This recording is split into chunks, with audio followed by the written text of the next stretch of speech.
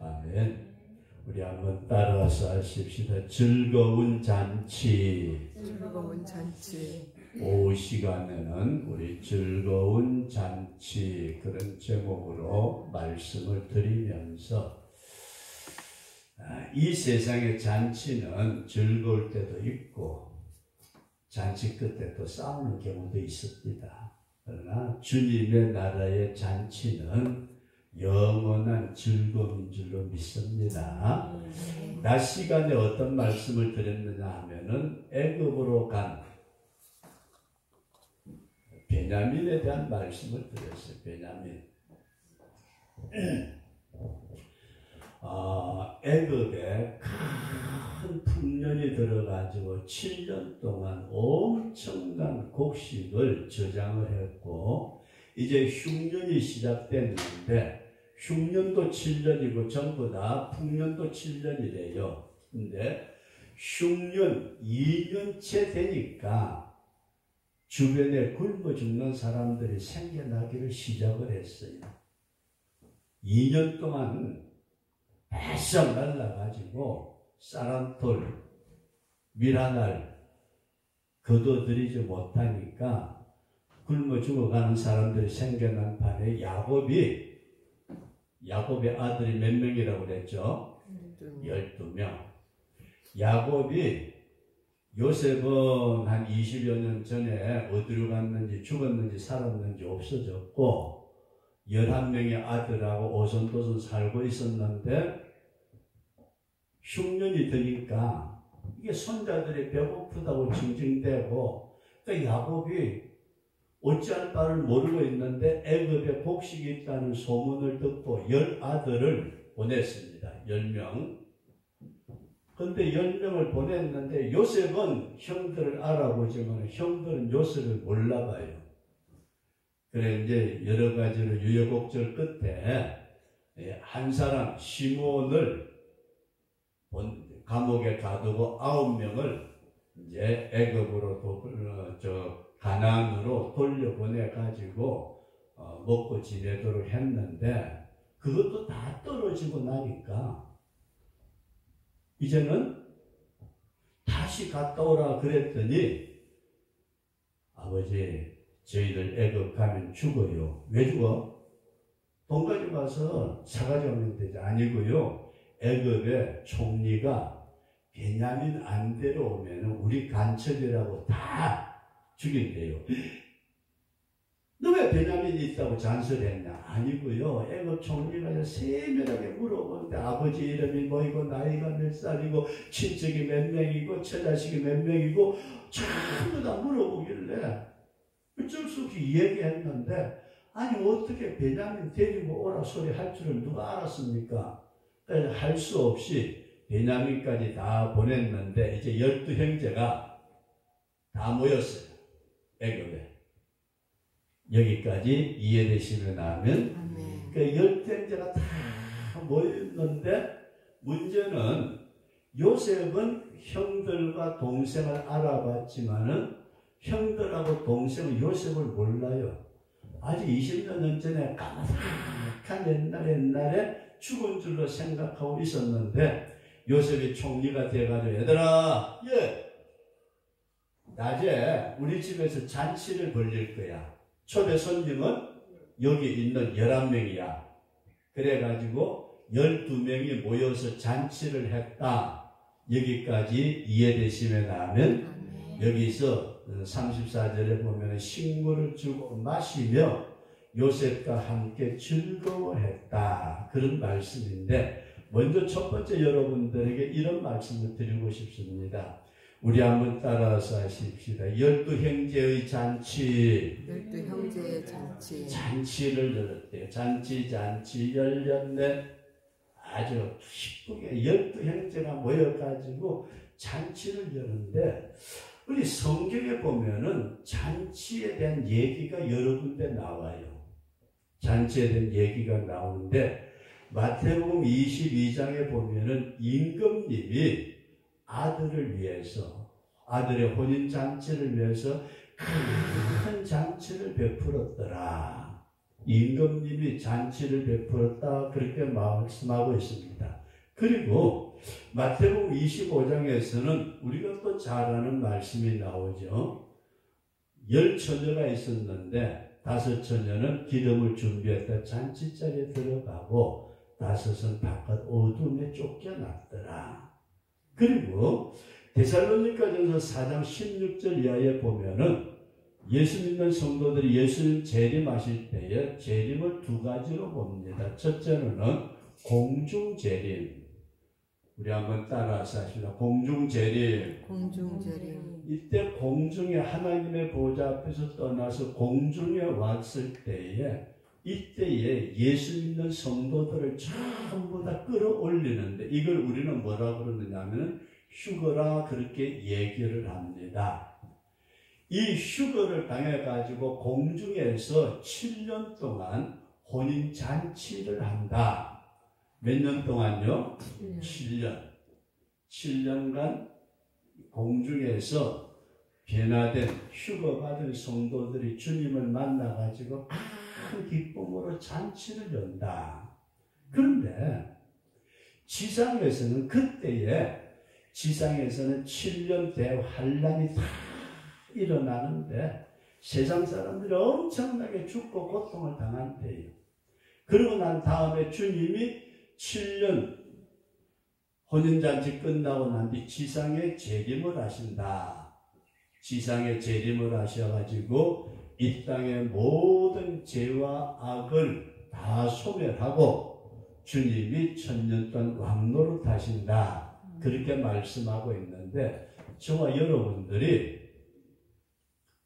이 땅에서 공중재림 휴거되어 주님을 맞이하든지 간에 우리가 예수님 재림하시기 전에 죽어서 낙원에 가 있다. 주님이 이 땅에 재림할 때 다시 부활해서 주님을 만나든지 간에 우리는 주님의 잔치자리에 참여하는 자가 되자. 아멘. 성도 여러분들과 제가 꼭 주님의 잔치자리에 참여하는 우리 그런 성도가 될 수 있기를 주의 이름으로 축원합니다. 아멘. 주님 자리에 참석 안 하면 어떻게 돼요? 뭐 별볼 일 없이 그냥 저쪽 동네로 가야 되는데 그 동네가 지옥이래요. 그래서 성경에 보니까 마태복음 8장에서 그 나라의 본 자손들은 바깥 어두운 데 쫓겨나 거기서 울며 이를 갈리라. 그렇게 말씀을 하고 있어요. 본 백성들, 하나님을 믿지 않고 예수님을 믿지 않는 이스라엘 백성들은 쫓겨나서 이를 갈면서 슬피 울게 되는 그런 때가 있고 또 마태복음 22장 13절에 보면은 임금님의 잔치를 벌렸는데 길거리에서 다 많은 사람들을 전부 다 불러 모아가지고 잔치자리에 가득 찼는데 어떤 사람이 예복을 입지 않았대요. 그 예복을 입지 않은 사람은 쫓겨나가지고 밖에서 슬피 울며 이를 간다. 그렇게 말씀을 하셨고 25장 30절의 말씀 보면은 달란트 비유에서 한 달란트 받은 종이 이제 바깥에 쫓겨나가지고 이를 갈고 슬피 울게 되는데 이 무익한 종 그렇게 말씀하고 있습니다. 우리 한번 따라서 하십시다. 주님 잔치자리에 참여하는 자가 되게 하소서. 주님 잔치자리 있다 믿어지시는 아멘. 그러니까 요셉이 자기 형님들 10명하고 자기 동생하고 와가지고 자기를 포함해서 12형제가 모여가지고 요즘식으로 말하는 총리 공간에서 큰 잔치를 베풀었더라. 이것이 그냥 옛날 옛적에 애굽에서 잔치로 끝나는 것이 아니고 임금님 되시는 예수님이 이 땅에 오실 때에 우리가 그 잔치자리에 참여하는 자가 되어져야 된다. 이런 분명한 믿음을 꼭 가지시고 주님 나도 그 자리에 참여할 수 있도록 은혜 베풀어 주옵소서. 가지고 그렇게 기도할 수 있기를 바랍니다. 그 다음에 두 번째 말씀을 드리고자 하는 것은 이 잔치자리에 참여하는 사람을 보니까 헤어진 후에 다시 만난 기쁨의 잔치더라. 따라서 하십시다. 다시 만난 기쁨. 다시 만난 기쁨을 가지고 잔치를 했다. 그런 말씀입니다. 이 말씀에서 여러분들에게 조금 좀 깊이 있게 말씀을 좀 드리기를 원하는데, 요셉이 17살 때에 종으로 팔려갔다가 감옥까지 들어가고 30살이 될 때에 총리가 되고, 총리가 되고 난 뒤 7년 동안 풍년이 될 때에 엄청난 곡식을 저장을 하고, 그 다음에 흉년이 들어서 2년차가 될 때에 야곱이 요셉의 형들을 보내가지고 양식을 구하려 왔다가, 그러고 난 다음에 저들이 유역옥절 끝에 베냐민으로 오고 12형제가 헤어졌다가 만나가지고 큰 기쁨으로 잔치를 열었다. 여기까지 이해되시면 아멘. 그러니까 간단하게 생각하시면 돼요. 요셉이 나갔다가 형들을 다시 헤어졌다 만나가지고 잔치를 열었다. 그런데 여러분들 여기에서 여러분들 이런 말씀을 드리고자 합니다. 우리가 믿는 예수 그리스도, 저와 여러분들이 예수님을 나의 구세주로 믿으시면 아멘. 믿습니다. 그런데 예수님께서 십자가에 못 박혀 죽으셨대요. 죽으신 다음에 부활하셨대요. 부활하신 주님이 지금 어디 계시죠? 승천하여 하나님 나라에 계신다. 믿어지시면 아멘. 부활 승천하여. 그런데 성경이 우리에게 어떤 말씀을 하고 있느냐 하면은, 요한계시록에 보면은, 요한계시록의 1장에서 계시록 1장 16절 이하에 예수님이 밤모섬에서 기도하는 사도 요한에게 나타나셔가지고 이런 말씀을 하고 있어. 오른손에 7별을 붙잡으시고, 오른손에 뭘 붙잡아요? 7별. 오른손에 7별. 그 다음에 또 성경은 뭐라고 말씀하느냐면은, 좌우에 날쌘 검을 가지시고, 입에서 좌우에 날선, 날이 아주 시뻘게 선 칼을 가지시고, 얼굴은 해같이 빛나는 분이 예수님으로 나타나셨다. 그러니까 예수님이 나타나시니까요, 예수님에 대해서 오른손에 7별을 붙잡고 그 입에서는 좌우에 날이 서 있는 검과 같이 말씀이 쫙 나오고, 얼굴에는 해가 같이 빛나고, 옷은 세마포를 입으셨는데 눈보다 더 희고, 그런데 평소 같으면은 예수님이 이 땅에 돌아가시기 전 같으면 세례 요한하고 예수님하고 가까이 지냈어요? 멀리 지냈어요? 아주 가까이 지냈어요. 그런데 그 예수님이 부활하신 주님, 승천하셨던 주님이 나타나니까 세례 요한이 그 앞에 죽은 사람 되었더라. 그렇게 말씀을 합니다. 그러면서 2장에 와가지고 요한계시록 2장 1절에 에베소 교회 성도들에게 나타나 말씀하시는 예수님의 모습을 보니까 우리 한번 따라서 하십시다. 오른손에 7별을 붙잡고 7 금촛대 사이에 거니시는 예수님. 야, 촛대 사이에 거니시는 예수님. 근데 여기서 여러분들에게 예수님이 사도 요한하고 헤어졌대요. 이해되시면 하면 예수님이 돌아가셨고 부활하셨고 승천하시니까 예수님하고 사도 요한하고 만날 수 있어요? 없어요? 못 만났어요. 이해되시면 하면 헤어졌는데 그 헤어진 예수님이 내가 오른손에 내 사자들, 주의 종들, 너희들을 붙들고 있다. 이해되시면 하면 주님이 우리를 붙들고 계신데요. 그리고 주님이 몸된 교회된 첫째 사이로 다니시고 계신다. 이게 사도 요한이 늙어가지고 많은 고생을 하고 밤모섬으로 쫓겨갔는데, 밤모섬으로 우리식으로 말한다면 기양을 갔어요. 기양을. 밤모섬에 가가지고 야, 내가 예수님을 만나본 지가 얼마나 됐나. 내가 젊었을 때에 예수님 따라서 3년 반 따라다니다가 예수님 승천하시고 난 다음에 지금까지 예수님을 못 만났다.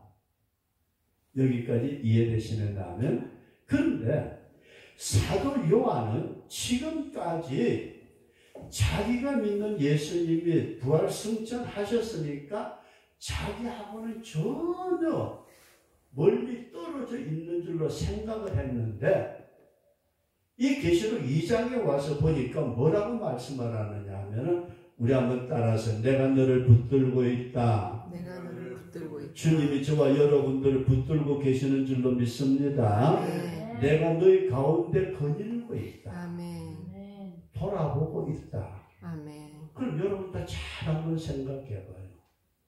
우리 집사님 혼자서 엉뚱한 짓 할 때 주님이 보고 있어요? 안 보고 있어요? 보고 있어요? 큰일 났네. 주님이 다 보신대요. 그죠? 근데 잘 보세요. 여러분들과 제가 이렇게 사도 요한이 예수님이 부활 승천하고 난 뒤에 자기하고 떨어져 있어가지고 전혀 관계가 없는 줄 알았는데, 요한계시록에 와서 보니까 내가 너를 붙들고 있었다. 이해되시면 하면, 우리를 주님이 붙잡고 계신데 우리는 알아요, 몰라요? 모르고 살아. 주님이 내 하나하나 다 살피고 계시는데 사람이 안 보면은 엉뚱한 짓 해요, 안 해요? 집사님, 사람 안 보면. 근데 사람이 보고 있으면은 뭐 좀 못된 짓 하고 싶어도 못하죠, 그죠? 근데 잘 보세요. 우리는 주님이 멀리 떠나 있는 줄 알았더니 나를 붙잡고 계셨고, 주님이 내 사정을 모르고 있는 줄 알았더니 내가 너 가운데 늘 함께 다닌다. 아멘. 믿어지시면 아멘. 그러니까 사도 바울이 이걸 알고 나니까 얼마나 좋았을까요? 헤어졌던 주님이 영으로 나와 함께 계신다. 그러면서 쭉 요한계시록의 환상을 보시고 난 다음에 마지막에 사도 요한이 외친 말씀이 있어요. 우리 한번 따라서 하십시다. 주 예수여, 어서 오시옵소서. 다시 만나는, 영어로는 우리와 함께 계시지만은 그때의 주님의 얼굴과 얼굴을 대하여 볼 수 있는 만남의 날이 있다. 아멘. 믿어지시면 아멘. 아멘. 성도 여러분, 주님의 재림을 사모하는 우리 복된 성도가 꼭 될 수 있기를 주의 이름으로 축원합니다. 아멘. 이 부분이 여러분들에게 큰 힘이 될 수 있기를 바라는 것은, 다시 말씀을 드릴게요. 사도 요한이 젊은 나이에 배 타고 그물질 하다가 예수님이 부르시니까 배와 부친을 버려두고 주님을 따라 나갔대요. 3년 반 동안 주님하고 같이 지내는 가운데 주님이 왕노릇하면은 난 한 자리 할 거라고 생각했는데 주님이 십자가에 못 박혀 돌아가셨대요. 어떻게 되지? 가룟 유다는 본전이나 찾겠다고 30냥 받았는데 나는 이게 뭐야 그러는데 예수님 부활하셨대요. 부활의 주님. 그러고 난 다음에 하늘로 올라가는 승천하시는 예수님을 봤어요. 주님, 우리하고 같이 계시면 좋을 텐데 왜 가요? 아니야, 가는 것이 너희들에게 유익하다. 그러면서 주님이 승천하시고 그 다음에 50일 만에 오순절 마가의 다락방에 성령의 불이 임해가지고 사도 요한이 그때 완전히 변화되면서 자기 일평생 복음을 전한 줄로 믿습니다. 네. 그러면서 우리가 기독교 역사에 전해져 내려오는 얘기를 들어보면 사도 바울을 팔팔 끓는 기름가마 속에 집어 던졌는데 어이 시원하다 하고 안 죽었대요. 튀기면 안 됐대요. 그러니까 사람들이 놀래가지고 사도 요한을 끄집어내가지고 저 밤모섬에다가 보내버렸대요. 근데 그 밤모섬에서 사도 요한이 그렇게 기도하면서 그 제수들 가운데도 복음을 전하고 하는데 어느 날 주님이 나타나셨는데 세상에 자기가 알고 있던 육신을 가지고 같이 먹고 자고 지내던 예수님하고 전혀 다른 모습으로, 그래서 사도 요한이 납작 엎드려가지고 마치 깨구리를 집어 던지면 네 발 쫙 뻗어버리듯이 그냥 납작 엎드렸는데, 야 사도 요한아 걱정될 말이라 하고 일어나서 보니까 주님이 뭐라고 그러셨느냐, 오른손에 내가 너를 붙들고 있었다. 아멘. 지금까지 자기 혼자 일한 줄 알았지만 아니고 주님이 우리를 붙들고 계신다. 아멘. 믿어지시면 아멘. 네. 그리고 주님이 내 모든 사정을 살피고 계신다. 아멘. 촛대 사이로 지금도 새섬교회를 일일이 살피고 계시는 분은 아멘. 집사님보다도 주님이 더 살피고 계신다. 아멘. 우리 집사님 좀 섭섭한가요? 내가 주님의 몸된 교회를 살피는 것보다 주님은 더 촛대 사이로 다니시면서 살피고 계신다. 아멘. 그 예수님이 다시 오실 때에 우리가 기쁨으로 맞이할 것이다. 아멘. 믿어지시면 아멘. 아멘. 그래서 아름다운 잔치자리로 들어가는데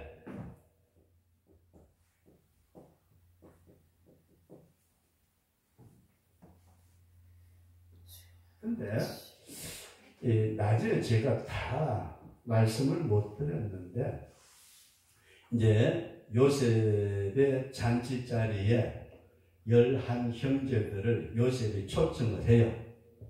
여러분 원래 아버지한테 잘 다녀오느라고 고생했는데 막내 동생까지 데리고 왔으니까 내가 당신네들을 간첩 아닌 줄로 알고 우리 집에다 잔치를 벌려서 여러분들의 노고를 위로하고 내가 기쁘게 만나도록 그렇게 합시다 해가지고 잔치자리로 들어가는데 성경에 보면은 기가 막혀 18절에 보면은 요셉의 형들이 끌려가는 게 아니고 잔치자리에 초청을 받아 가는데 뭐라고 그러느냐 하면은 큰일 났다. 큰일 났대요. 잔치자리에 오라고 그러는데 큰일 났대요. 왜 큰일 났느냐? 지난번에 양식을 사러 왔던 돈이 그대로 자루 안에 들어있었으니까 큰일 났고 이 일 때문에 우리가 끌려 들어가는가 보다 그러면서 세 가지 얘기를 해요. 잔치자리로 가면서 첫째로는 돈. 뭐요? 돈. 우리 돈을 뺏으려고 한다. 양식 안 주고. 두 번째로는 따라서 나귀. 우리 나귀를 전부 다 뺏어갈 거야. 그러니까 재산을 다 뺏어간다는 얘기예요. 그리고 세 번째로 형들이 뭐라고 하냐면 우리를 종으로 삼으려고 한다. 뭘 삼아요? 잘 보세요. 저와 여러분들이 주님의 잔치자리에 초청을 받았으면서도 우리 주님을 제대로 알지 못하게 되는 것은 우리 눈앞에 뭐가 가리워요? 돈이 가리우고 재산이 가리우고 자기 자신의 자아가 가리우게 되면은 주님을 제대로 몰라본다. 이해되시면 아멘. 나 예수 잘 믿어. 내가 예수 믿은 지 몇 년이나 됐는데 나 예수님 잘 안다고. 아니고 돈이 가리워지면은 정욕이 가리워지면은 자기 생각과 욕심이 가리워지면은 어떻게 된다고요? 예수님을 제대로 몰라보게 되더라. 우리가 이런 사실을 생각하고 우리 한번 따라서 하십시다. 주여, 내 눈앞에 가리우는 것을 제하여 주옵소서. 우리 눈앞에 가리우는 것이 없도록.